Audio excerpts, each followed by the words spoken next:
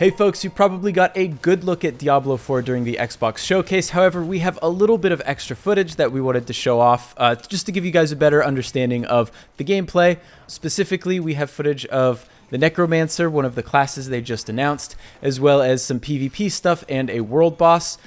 Joining me is Erick. He is the Blizzard Diablo expert, so we had to get him on here to kind of go over some of the cool stuff that he noticed. Yeah, thanks for having me, Jake, and hello to all the fans. But it's really exciting to see more Diablo IV, of course. Seeing the Necromancer get revealed, not my personal favorite class of the Diablo timeline, but I know there's a lot of folks that enjoy the class, and we're getting to see kind of just some tried and true, right? Some corpse explode and kind of going through a dungeon with just a golem, which is interesting because the Necro's known so much for being a summoner class, and we're gonna see some variations of the Necromancer gameplay throughout this kind of first clip. We'll kind of let this play through a little bit, and then I can get into some of the other stuff in a little bit.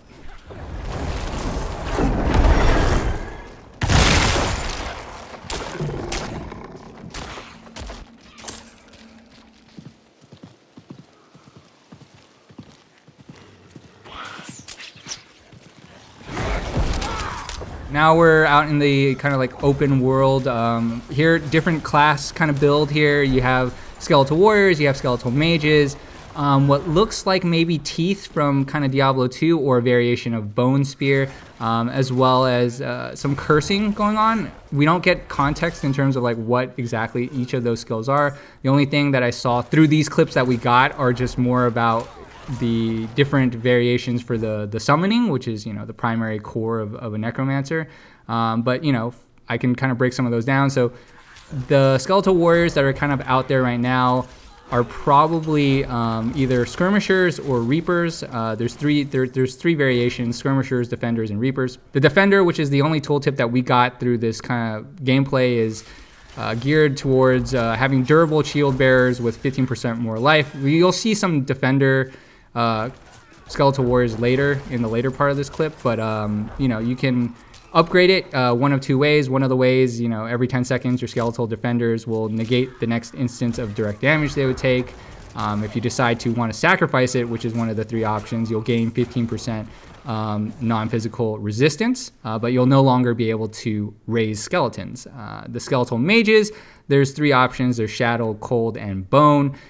For example, with Cold, as one of the upgrades, each time your Cold Mages damage enemies with their primary attack, you gain 2 essence.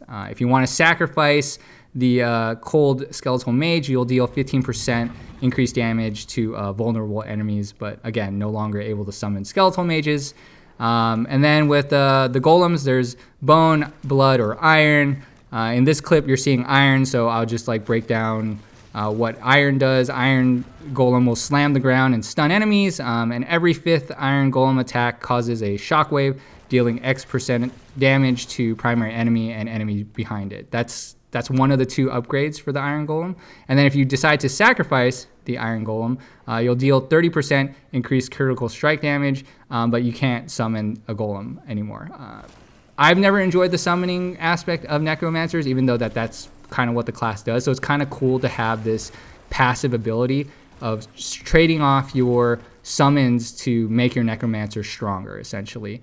But what we're seeing in this clip is you have the Defender Skeletal Warriors that I mentioned, as well as Iron Golem. There's legendaries that they're not picking up, presumably to keep some of that hidden, although I know a lot of folks probably want to see what those are. And then you have either a Bone Spear kind of variant where it is hitting the wall and then bouncing back and kind of making 3 bone shards, or smaller bone shards. Don't know if that's an upgrade for Bone Spear or Teeth. I'm not sure which one it is. That looks more like Bone Spear though. Or if it's kind of like a legendary effect that's on one of the Necromancer's items right now on this specific character.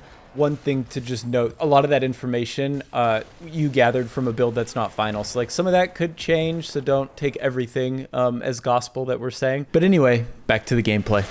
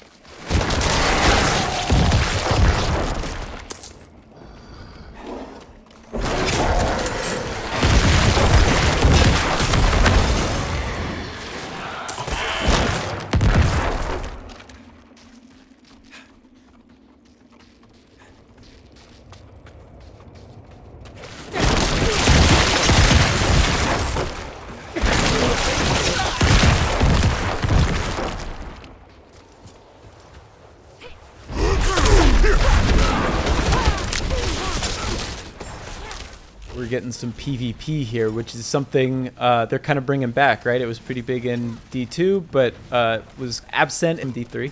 Yeah, like it's cool to see it come back. You know, there's definitely a lot of folks that enjoy PvP.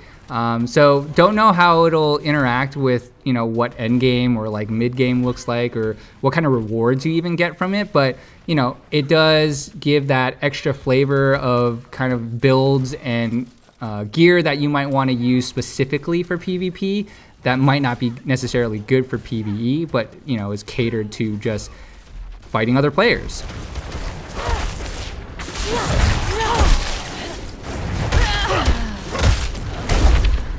I need more time.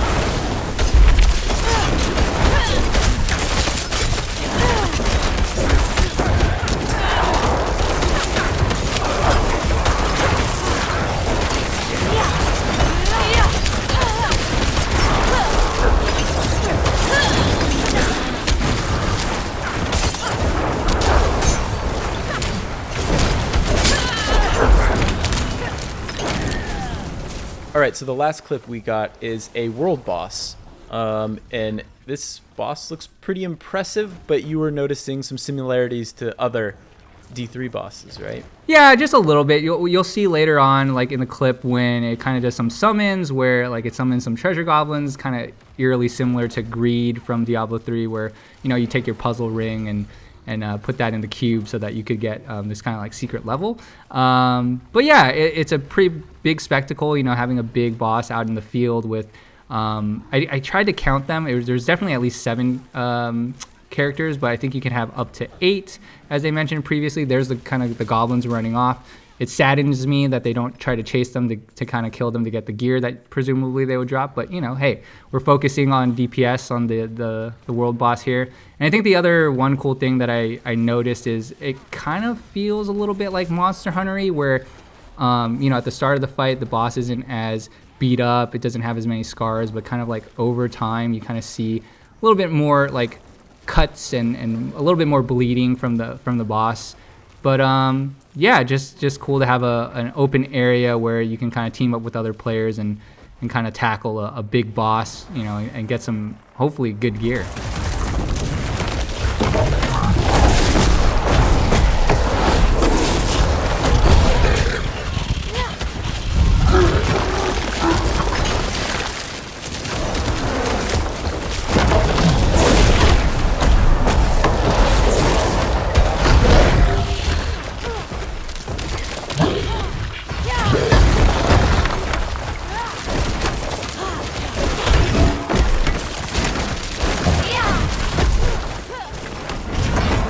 And that's it on the Diablo IV gameplay. Thank you all for watching, and if you want to check out more Diablo coverage, we have a couple videos on GameSpot right now, including an interview with some of the developers that I highly recommend you check out. See you next time.